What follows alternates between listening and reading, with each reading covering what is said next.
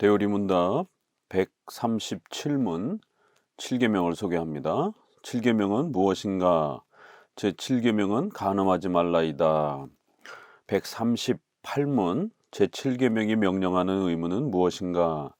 제7계명이 명령하는 의무는 몸과 생각, 감정, 말, 행동에 있어서 정결, 우리 자신들과 다른 사람들의 순결을 보존하는 것, 눈과 모든 감각들에 대한 조심, 절제, 정결한 친구와의 사귐, 단정한 복장, 독신의 은사가 없는 자들의 결혼, 부부의 사랑과 동거, 우리의 소명에 대한 신실한 노력, 모든 경우에 부정을 피함과 그 시험들을 저항하는 것이다. 7계명은 결혼에 관련된 이러한 소중한 순결에 대한 의무를 우리에게 강조하고 있습니다. 하나님 앞에서 남자와 여자는 결혼 전까지 순결을 유지하면서 정결함을 잘 지켜가고 또 결혼한 이후에는 부부간의 신의를 지키면서 또 서로의 순결함들을 잘 지켜서 가정을 보호하는 이러한 순결의 이러한 요구들을 하나님께서 우리에게 하고 있습니다. 이 7계명은 5계명은 큰 질서를 이야기한다라면 또 6계명은 그 질서 안에서 살아가야 될 인간의 생명을 존중하고 보호함으로 인해서 하나님의 창조의 명령을 펼쳐가도록 하셨습니다. 이제 그 인간은 남자와 여자로 하나님이 이렇게 창조해 주셨기 때문에 또 그 하나님의 창조 명령은 남자와 여자가 결혼이라고 하는 또 이러한 가정을 꾸려서 그 결혼에서 자녀들이 태어나고 또 양육이 되어지면서 교회의 또 일원이 되고 또 사회의 일원이 되어지는, 그러니까 결혼이라고 하는 것은 이처럼 창조 명령 전체를 또 세워가는 아주 중요한 그러한 또 자손의 번성의 또 이런 원리이기도 합니다. 그래서 7계명은 실제적으로 또 6계명과 5계명은 5계명의 창조 질서를 이루어가는 아주 중요한 그러한 또 실제적 내용이 되는 것을 우리가 알 수가 있습니다. 7계명은 특별히 이제 우리가 좀 더 이 순결하라라고 하는 이 명령 아래에서 살펴보아야 되는 것은 하나님이 원하시는 그러한 결혼의 원칙이란 한 남자와 한 여자 일부 일처의 이러한 결혼으로서 그 결혼이 합법적이고 또 하나님이 축복해 주시는 거룩한 또 결혼이 된다라는 것입니다. 그리하여 부부의 이러한 또 순결을 지키면서 오래도록 또 부부와 함께 살아갈 때에 하나님께서 그 부부를 축복해 주시고 또 그 부부를 통해서 태어나는 그러한 자손들을 하나님의 또 언약의 자손으로 또 이렇게 초대해 주시는 이러한 소중한 성의 또 이러한 축복과 은혜를 부부 가운데 허락해 주셨다라고 하는, 성은 또 선물이라고 하는 아주 소중한 이러한 우리 기독교적 성에 대한 세계관을 소개하는 것입니다. 그런데 여기에 대한 이제 반대 양극단이 교회사 속에 또 이렇게 7계명 성에 대한 부분을 이해하고 해석하는 데 있어서 기독교 역사 속에 양극단의 또 이러한 잘못된 형태들이 있어 왔기 때문에 더욱 조심하셔야 됩니다. 로마 가톨릭의 이러한 사제들이 결혼을 죄악시 취급하고 성을 더러운 걸로 취급하면서 종교 지도자들은 절대 결혼해서는 안 된다라고 하는, 그래서 사제들과 수녀들 이렇게 결혼을 금지시키는 이러한 또 아주 극단적 금욕주의적 이런 형태가 성과 관련해서 성은 더러운 것이다, 성은 악한 것이다. 그렇기 때문에 종교 지도자들은 이러한 더러운 성에 가까이 다가서면 안 된다. 이러한 그 금욕주의적 태도들, 성에 대한 아주 죄악시하는 취급하는 형태들이 있지요.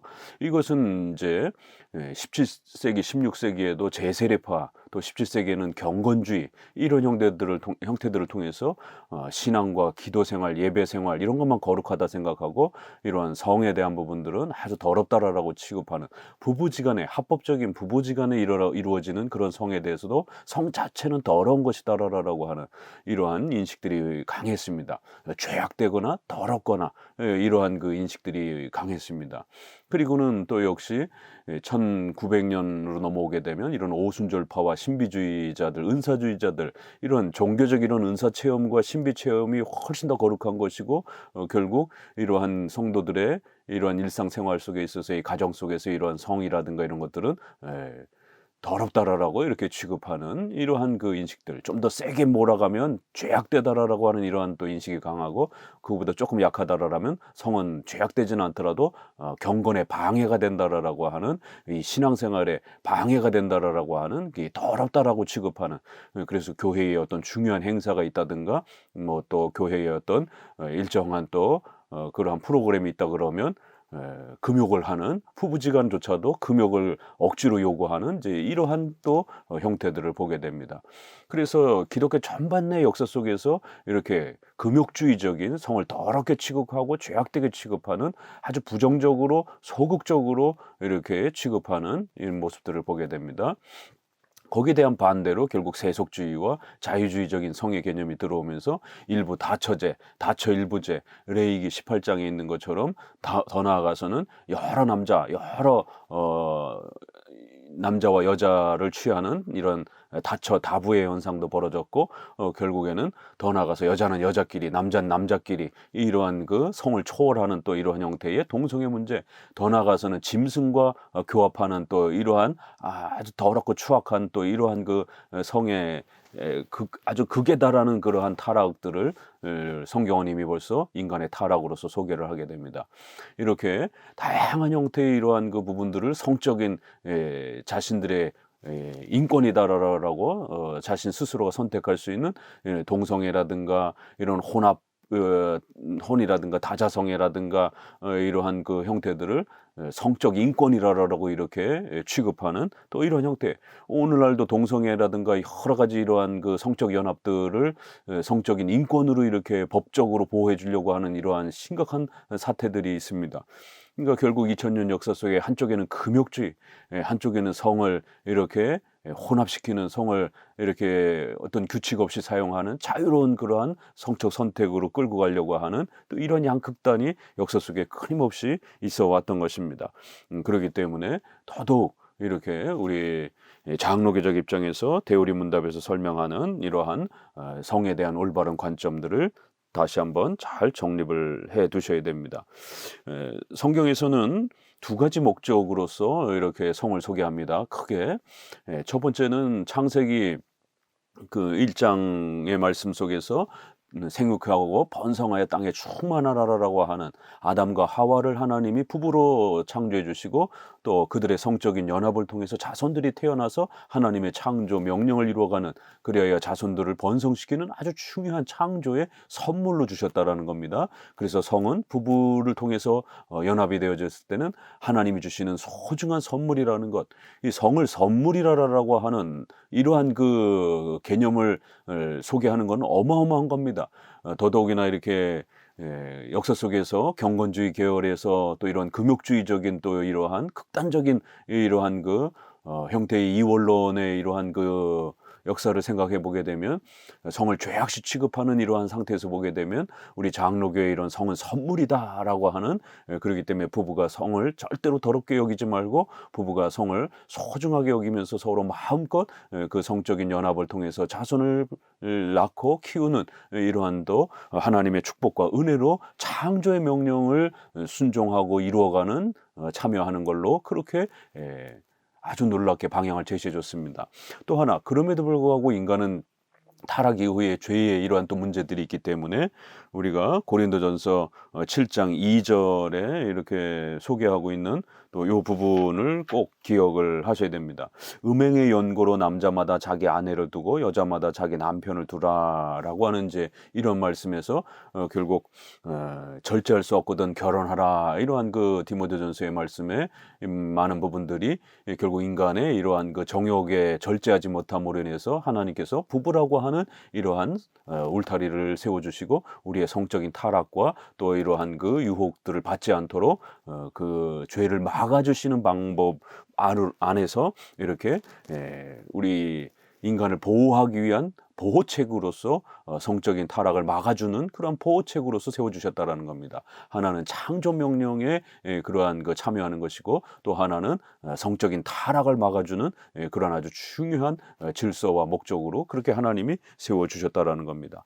그렇기 때문에 성을 더럽게 취급한다든가 부부지간의 이러한 성조차도 이렇게 제한하려고 하는 로마 가톨릭의 이러한 많은 교회력들을 동원해 가지고 성을 더럽게 취급하고 그 교회력 동안에는 금욕을 부부지간이라 할지라도 이렇게 금욕을 하고 부부관계를 못하게 하는 이러한 수많은 이러한 그 성에 대한 악한 그러한 사고와 생각들이 벌써 디모데전서 4장 3절에는 귀신의 가르침이 있다, 거짓된 가르침이다, 아주 악한 가르침이다라고 하면서 결국 우리가 앞부분에서 음식과 관련해서도 보았지만 이렇게 혼인을 폐하라라고 하고 음식을 더럽다라고 취급하는 이 혼인을 이렇게 아주 부정적으로 자꾸 바라보려고 하는 성을 이렇게 자꾸 소극적이고 부정적으로 이렇게 적용하려고 하는 이런 많은 금욕주의적 이런 그 해석들은 아주 악한 가르침이고 벌써 초대교회의 영지주의자들이 영적인 것만 거룩하고 이렇게 예배적이고 교회적인 것만 거룩하고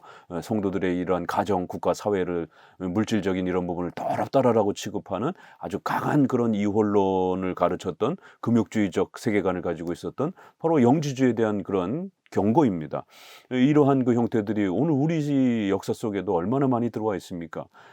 특별히 우리는 유교 사회 속에 이렇게 자라가기 때문에 유교 문화 속에서는 또 이런 성을 굉장히 이렇게 더럽다라고 또 취급하는 여성의 정절을 너무 이렇게 강조해서 연료문이라든가 뭐 이런 부분들 있는 것처럼 이렇게 여성들의 성적인 이런 부분들을 물건화시키면서 남자들의 이런 가부장 제도 안에 가다 놓고 그리고는 이렇게 아주 성을 더럽게 취급하는 이러한 남성 전유물처럼 이렇게 취급하는 이러한 아주 그 폭력적인 또 이러한 그 세계관의 모습들을 봅니다. 그렇기 때문에 우리 더더욱 기독교인들은 특별히 여성들은 이런 성에 대한 부분들에 대해서 굉장히 많이 이렇게 닫혀 있고 폐쇄적인 그런 성향을 갖고 있습니다. 첫 번째는 유교적 문화에 있어서의 그 성에 대한 부정적인 인식, 또 기독교의 이런 로마 가톨릭이나 경건주의라든가 이러한 그 세대주의의 그러한 금욕주의적 이러한 그 인식 때문에 성은 아주 더럽다라고 성은 될 수 있으면 신앙생활에 이렇게 방해가 된다라고 하는 그렇기 때문에 될 수 있으면 사용하지 말아야 된다라고 하는 부부지간에조차도 성은 될 수 있으면 멀리 해야 된다라고 하는 이러한 그 인식들 때문에 부부간의 이러한 그 성생활에 대한 이런 부분들이 적극성을 띠지 못하고 굉장히 소홀해지게 되고 결국 부부지간의 이혼의 사유가 되어지는 이런 심각한 갈등과 고통을 겪는 이런 모습들을 보게 됩니다. 그래서 성에 대한 이러한 지나친 금욕주의적인 이런 부분도 위험하고 또 성을 또 너무 자유롭게 이렇게 개방하는 이런 부분들도 비성경적이다라고 성경은 경고합니다. 성경은 부부지간에 성이 가장 합법적이고 또 부부지간에 이루어지는 그 성은 가장 소중하고 거룩한 하나님이 주신 선물이고 부부가 또 한 몸이 되어 서로가 몸과 영혼 전체를 친밀함을 나눌 수 있는 또 자손을 또 낳을 수 있는 이런 소중한 가정을 보호하고 지켜가는 소중한 그런 도구라는 사실을 성경은 우리에게 가르치고 있습니다. 그래서 우리 장로교는 이렇게 양극단을 금지하고 결혼으로 청년들을 초대하면서 결혼 전에는 당연히 이렇게 성에 대한 순결을 지켜야 됩니다. 남자나 여자나 혼인 전에는 절대로 이런 성이 개방되어서는 안 됩니다. 그런 면에서는 굉장히 우리 장로교도 아주 엄격하고 보수적 그런 입장을 갖고 있습니다. 그래서 성을 절대로 결혼 전에 개방해서는 안 되고 또 결혼을 약속했다 할지라도 절대로 성혼 선포가 되기 전까지는 성적인 연합이 일어나서는 안 됩니다. 그렇기 때문에 우리 청년들 같은 경우는 결혼식 날짜를 잡고 또 이렇게 그 준비하는 과정 속에 혹시라도 또 이렇게 동침이 되지 않도록 각별히 주의를 해야 됩니다. 뭐 어때 날짜 다 잡아놨는데 그래도 안 됩니다. 성혼 선포가 되기 전에는 부부가 아닌 것입니다. 반드시 하나님 앞에서 그렇게 마태복음에 있는 이러한 말씀을 따라 부부가 부모를 떠나 이렇게 한 몸이 되어야 된다라고 하는 그런 명령 아래에서 성혼 선포가 되어질 때 합법적인 부부가 되는 겁니다. 그래서 그런 부분들을 더더욱 주의하면서 결혼이 합법적으로 이루어지고 그리고 신혼 첫날 밤을 통해서 성적인 연합이 이루어질 때 그 가정이 하나님이 축복해 주신 바로 부부의 그 성 안으로 그렇게 연합이 되는 겁니다. 바로 그런 합법적인 결혼을 하나님이 축복해 주시는 거예요. 자칫 잘못하면 결혼을 앞두고 그렇게 동침이 일어나게 되면 이 7계명 간음에 대한 또 책망과 벌을 받는 이런 형태로 가정이 첫 출발이 되어지게 됩니다. 그래서 더욱 각별히 또 이렇게 조심하셔야 됩니다. 7계명은 이렇게 우리 자신이나 이웃들의 이러한 순결과 정결을 잘 보존하고 지켜가라는 것이에요.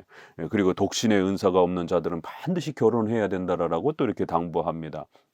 99.99%가 결혼의 창조적 명령과 책임을 가지고 있는 것입니다. 고자라든가 성적인 이러한 부분이 선천적으로 기능에 장애가 있다든가 이런 어떤 특별한 어떤 그 사명으로서 홀로 되는 그러한 경우 아니라면 대부분의 99.9%의 모든 청년들은 결혼의 의무가 있다라는 것입니다. 특별히 우리 장로교 개혁주의는 유아 세례라고 하는 아주 소중한 가르침이 있기 때문에 청년들이 일찍 결혼하고 또 아이들을 많이 낳아서 교회의 유아 세례로서 그렇게 아이들을 낳고 키워주고 초대하는 이러한 거룩한 사명이 있음을 명심하셔야 됩니다. 사회적 성공도 뭐 중요하지만 그보다 더 중요하게 취급하는 것은 이렇게 청년들이 일찍 결혼해서 아이를 낳고 키워서 하나님의 교회를 성장시켜가는 이러한 또 교회를 보존해가는 아주 중요한 신자로서의 사명과 목적을 소홀히 여겨서는 안 되는 것입니다. 그렇기 때문에 독신의 은사가 없는 자들의 이런 의무적인 결혼, 또 부부의 사랑과 동거, 이렇게 해서 반드시 부부가 한 몸 되어야 된다라고 하는 이러한 예수님의 말씀의 명령은 한 몸이라고 하는 것은 성적인 연합을 말하는 것입니다. 또 베드로전서 2장에서도 부부가 동거한다 이런 표현, 그 동거도 성적인 연합을 이렇게 전제하는 그런 표현들입니다. 또 잠언서 5장 19절에도 보게 되면 내 아내를 이렇게 사모하고 연모하라, 그리고 또 아내를 암사슴이나 암노루처럼 이렇게 비유하면서 부부가 혼힘을 다해서 합법적으로 결혼한 부부들은 평생에 서로가 사랑하고 또 서로가 한 몸 되어서 그러한 또 육체적 또 이러한 사랑들을 함께 나누면서 그 친밀감을 나누면서 부부로서 한평생을 살아가도록 그렇게 또 성경은 명령합니다. 그렇기 때문에 또 이 디모데전서 7장에 보게 되면 아주 특별한 위기를 겪는 그런 경우에 기도하기 위해서 그것도 합의상 잠깐 이렇게 기도의 그러한 시간을 갖는 것 외에는 절대로 분방하지 말라라고 하는, 이 방을 나누지 말라라고 하는 것은 성적인 연합에서 분리되면 안 된다라는 거예요. 그것도 합의라고 하는 조건이 있어야 되고 그것도 짧은 시간 동안에 이러한 그 금욕만 서로가 합의 안에서 허락되어지는, 그것도 아주 특수한 어떤 가정의 기도 위기의 어떤 기도 제목이 필요할 때만 이렇게 분방이 허락되어지고 그 외에는 거의 90% 이상은 부부가 분방을 함부로 이렇게 해서는 안 된다라는 겁니다. 남자도 자신의 몸을 결혼하고 나서는 절대로 자기의 몸으로서 주장할 수 없고 여성도 자신의 몸을 자기의 것이다라고 이렇게 함부로 주장해서는 안 되고 서로가 그러한 성적인 의무와 책임을 짊어지면서 그렇게 부부가 된다라는 것입니다. 부부의 사랑과 동거라고 하는 성적인 연합의 책임과 의무를 짊어지고 반드시 서로를 위해서 섬기면서 그렇게 성적인 의무와 책임을 다해야 된다라는 겁니다. 이렇게 성경은 아주 적극적으로 부부의 합법적인 성에 대해서 부부가 어떻게 마음의 이런 연합함뿐만 아니라 몸의 이러한 그 성적인 연합을 하나님께서 이렇게 창조의 선물로 세워주셨는지를 가르칩니다. 만약에 부부가 이러한 성적인 연합을 소홀히 하게 되면 그것이 또 서로의 친밀감을 해치는 이유가 되고 또 결국 이혼의 사유가 돼서 가정이 붕괴되고 깨지는 이러한 일들이 벌어지는 겁니다. 우리가 7계명에서는 간음하지 말라 이렇게 하다 보니까 좀 더 부정적이고 이렇게 성에 대해서 소극적인 것만 이렇게 순결을 깨트리는 이제 이런 부분에 대해서 금지적 명령 쪽에만 너무 이렇게 치우쳐져 있는데 7계명은 분명히 10계명은 O와 X를 함께 생각해야 된다 그랬습니다. 간음하지 말라라고 하는 것은 결혼 전 이렇게 동침해서는 안 되고 또 부부를 떠나서 다른 남자와 다른 여자를 취해서는 안 되는 이러한 부분들을 금지하는 것이고, 합법적인 부부에 있어서는 O 적극적으로 성의 이런 부분들을 사용해서 서로를 섬기고 사랑하라는 적극적 명령도 함께 담겨 있는 겁니다. 부부 외의 것은 분명히 우리가 금지해야 되지만 부부 안에서는 성적인 연합을 더욱 적극적으로 부부가 사용하고 또 그걸 잘 서로에게 섬겨서 평생토록 행복하게 살아가라는 것입니다. 이런 면에서 우리 장로교는 일반 은총을 존중하기 때문에 또 혹시라도 이렇게 부부가 성적인 기능의 장애를 이렇게 어떤 또 사고라든가 여러 가지 이유 때문에 겪게 될 때에 산부인과라든가 비뇨기과를 이런 것들을 이용하는 것에 대해서 우리 장로교는 다 열려 있습니다. 그래서 그러한 그 의료적인 혜택들을 잘 사용해서 얼마든지 또 성적인 또 이러한 부분들을 회복하여 부부지간에 더 성에 대한 이런 아름다움과 또 기쁨을 또 이렇게 함께 노력하면서 또 그 즐거움과 기쁨들을 누릴 수 있도록 얼마든지 열어줍니다. 절대로 그거를 죄악시 취급하지 않습니다. 그렇기 때문에 이런 부분에 있어서 우리 장로교 신앙을 가지고 부부 생활을 하는 이런 부부들은 좀 더 적극적으로 상대방의 성에 대한 이런 부분들을 어떻게 서로를 섬기고 또 서로를 만족시키고 또 서로를 또 그렇게 즐겁게 해줄 수 있는 이러한 많은 성적인 또 이러한 그 연합에 대한 또 많은 그 노력들을 해야 됩니다. 우리가 결혼이라고 하는 것은 그저 그냥 결혼만 했다고 해서 성적인 이러한 부분들이 저절로 다 이렇게 그냥 잘하는 게 아닙니다. 부지런히 연습하고 또 계속 공부하고 또 부부의 이런 성에 대한 부분들도 현대의학과 관련해서 많은 또 자료들이 있습니다. 그렇기 때문에 더 많이 열심히 공부하고 또 연습하고 이러면서 부부가 그 성에 대한 부분들을 계속해서 이렇게 발전시켜가는 것입니다. 그냥 이렇게 부부가 됐다고 해서 저절로 뚝딱 이렇게 성에 대한 그러한 깊은 이러한 연합들이 저절로 만들어지는 게 아닙니다. 그래서 좀 더 적극적으로 부부가 이러한 성에 대한 7계명의 이러한 부분들을 상대방 배우자를 위해서 열심히 최선을 다해서 노력하는 이러한 최선의 노력들을 다 해야 됩니다. 우리가 밥을 먹고 직업에 이러한 부분들에 있어서도 열심히 노력하고 연습하고 또 그러한 부분들을 계속 훈련해 가는 것처럼 부부의 이러한 7계명도 간음하지 말라라고 하는 것은 우리 부부에게 해당해서는 열심히 부부가 성에 대해서 노력하라. 그 성에 대한 이러한 즐거움을 서로에게 충분히 그렇게 만족시키며 성을 섬기라. 그러한 그 부부의 친밀함과 하나됨은 결국 자녀가 태어나는 자손의 번성이 되고 또 그 자녀들이 부부의 친밀함의 이런 모습들을 통해서 가정의 화목한 울타리를 만들어주는 소중한 그러한 도구가 되는 것입니다.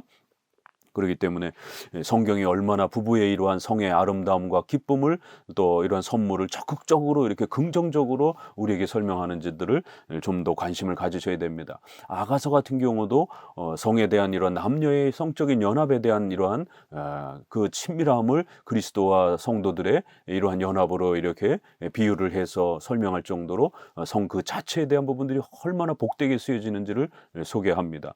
또 우리가 신명기 이렇게 24장에 이렇게 보게 되면 신혼부부가 결혼을 하게 되면 군대도 남자에게 면제를 해주는 구약에 있어서 이스라엘 남자들은 반드시 군대에 이렇게 일정한 나이 동안 참여를 해야 되는데 신혼부부들은 1년 동안 그렇게 군대를 면제를 해주고 신혼부부가 서로 아주 깊이 서로를 사랑하고 서로를 그렇게 깊이 알아가고 하나 될 수 있는 그 시간적 여유를 가질 수 있도록 사회적 의무도 면제해 줄 정도로 그렇게 보호해 주었던 것입니다. 이건 굉장히 놀라운 그러한 관점이죠.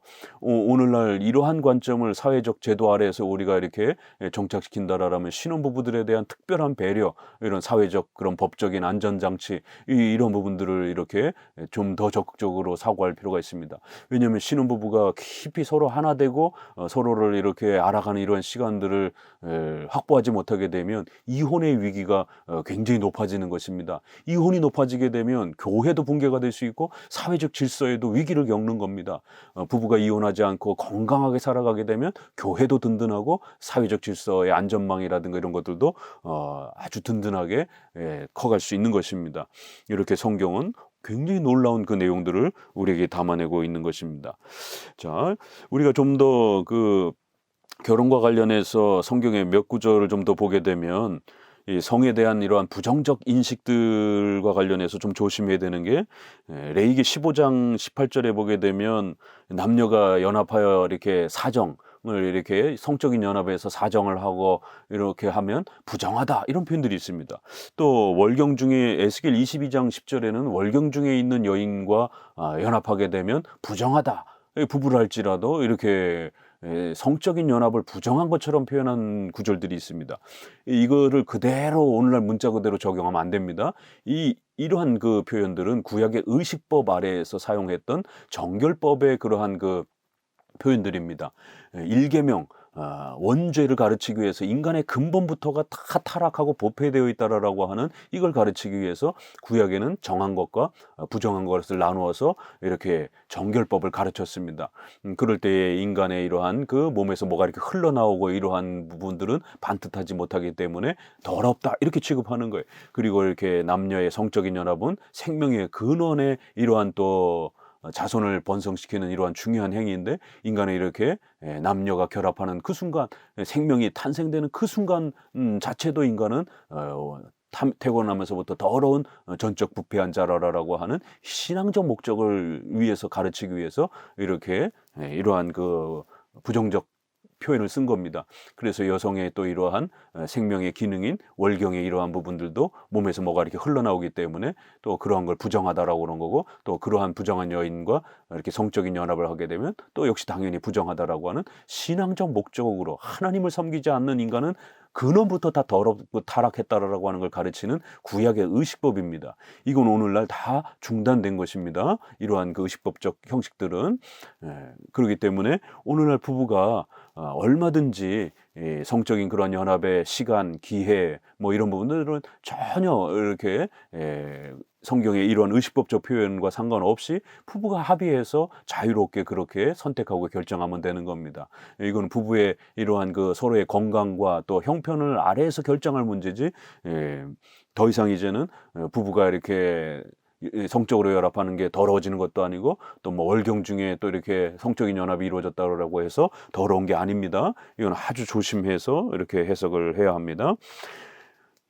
이제 부정적인 부분과 관련해서 139문 제7계명이 금지하는 죄들은 무엇인가? 제7계명이 금지하는 죄들은 명령된 의무들을 소홀히 하는 것 외에 간통, 음행, 강간, 근친상간, 동성연애, 모든 비정상적인 정욕, 모든 부정한 상상과 생각, 의도, 감정, 모든 부패하고 추잡한 대화 혹은 그것에 귀를 기울이는 것, 음탕한 표정과 뻔뻔스럽고 경솔한 행동, 단정치 못한 옷차림, 합법적 결혼의 금지와 불법적 결혼의 시행, 매춘을 허용하고 용납하며 보존하며 방문하는 것, 독신 생활에 얽매이는 서원, 결혼의 부당한 지연, 동시에 한 사람 이외의 아내나 남편을 가지는 것, 부당한 이혼 혹은 버림, 게으름과 탐식, 술 취함, 음란한 친구의 교제, 음탕한 노래와 서적과 그림과 춤과 연극을 즐기는 것과 우리들 자신이나 다른 사람들에게 음란을 자극시키는 것이나 음란의 행위를 하는 모든 것들이다. 이렇게 해서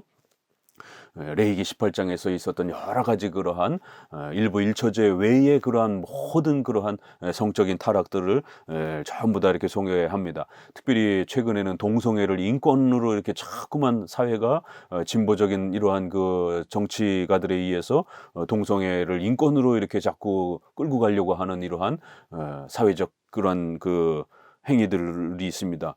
더더구나 또 진보적 또 이러한 그 칼빈주의나 개혁주의자들이 그러한 진보적 정치가들과 연합되어져서 이러한 그 기독교 윤리를 진보 정치의 이러한 그 정책에 이렇게 연합을 시키는 이러한 그 해석들은 굉장히 조심해야 됩니다.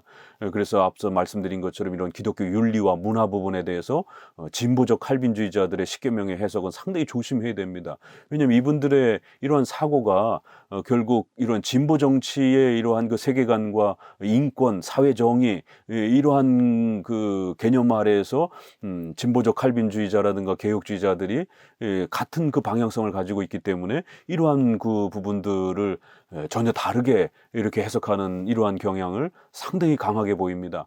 그러나 우리 대우리 문답은 분명히 동성애를 죄악으로 취급하고 있고 동성애가 죄악이면 그 동성애를 합법화시키려고 하는 이러한 진보 정부의 이런 많은 정책들은 절대로 우리 기독교인들은 참여할 수도 없고 허용할 수도 없고 또 그런 정치가들을 권위를 갖고 그런 법을 만드는 자리로 나아가도록 또 그런 선거라는 행위라든가 이런 걸 통해서 선택하고 이런 모든 부분들이 직접적인 죄, 간접적인 죄 이런 모든 행위들이 될 수 있는 것입니다.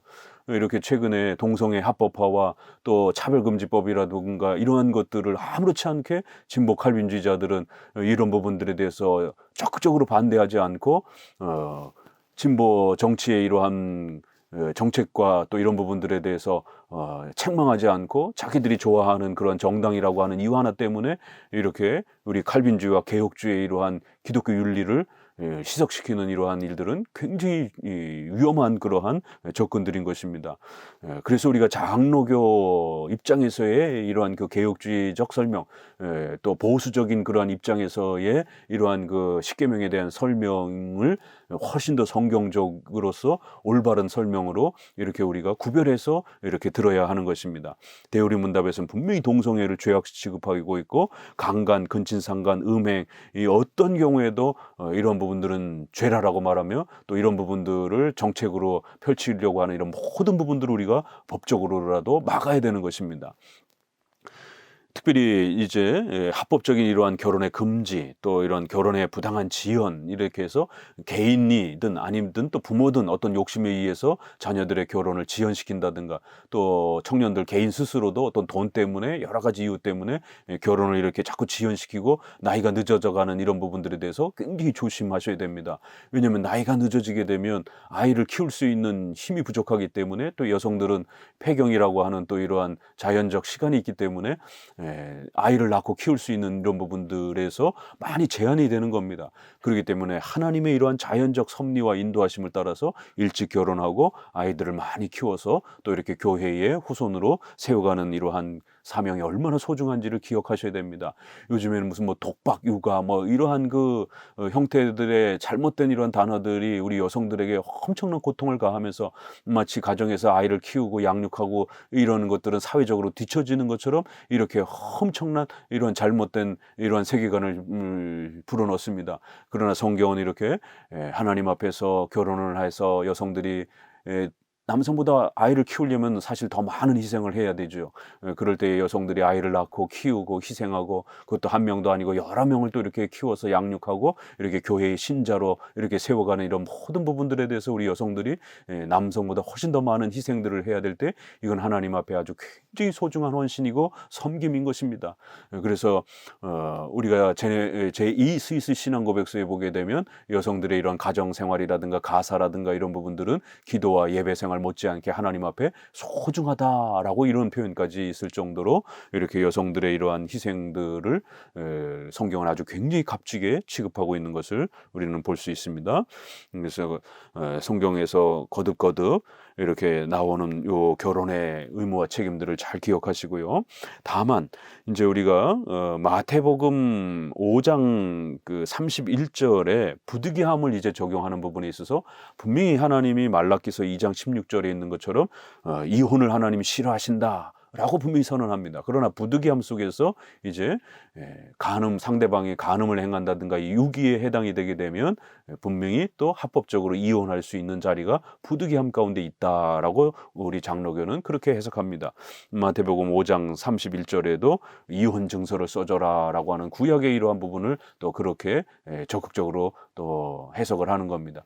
이 부분에서도 로마 카톨릭은 절대 이혼 금지, 또 생육하여 번성하라 이런 부분에 있어서 피임 금지 이런 그 문자적 해석에만 고집하는 겁니다. 그럴 때 또 이제 자유주의 해석은 자기 마음대로 인권이다 이렇게 자유로 열어버리는 것이에요.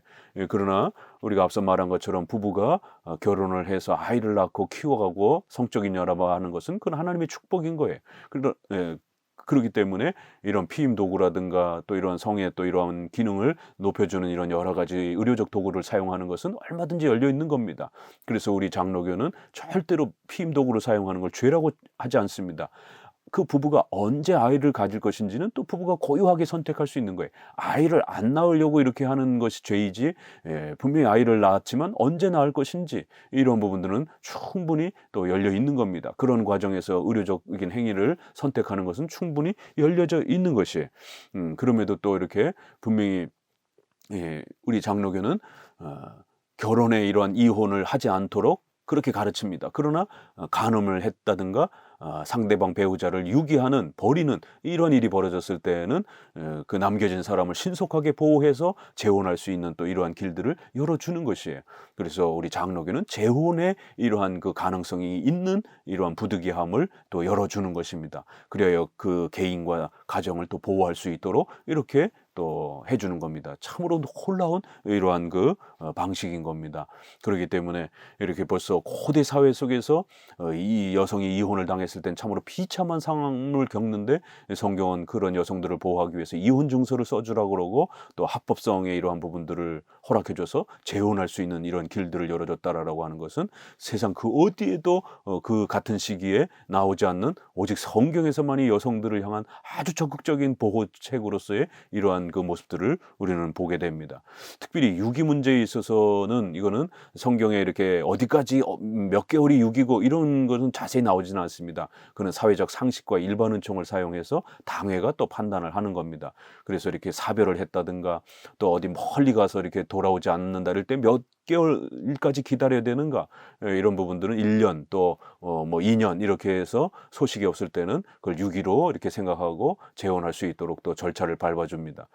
그렇기 때문에 이러한 또 놀라운 그 방식들을 또 우리는 또 잘 살펴보셔야 됩니다. 이렇게 7계명 아래에서 결혼의 소중한 의미, 또 그러면서도 또 이렇게 부득이함 속에서 이혼의 이러한 합법적인 또 재혼의 합법적인 이러한 그 길이 우리 장로교 안에는 또 열려져 있다라고 하는 이 놀라운 7계명에 대한 해석이 얼마나 우리 장로교 해석이 건강하고 바른 성경적 원리인지를 다시 한번 잘 배워서 우리 청년들은 좋은 배우자를 만나서 결혼하시고 또 부부들은 더 적극적으로 성에 대한 이런 부분들을 연구하고 서로 노력해서 평생토록 그렇게 또 이혼의 이러한 모든 위기를 막아내면서 자녀들을 잘 키워내고 행복한 부부 생활을 하시기를 다시 한번 권면을 드립니다. 감사합니다.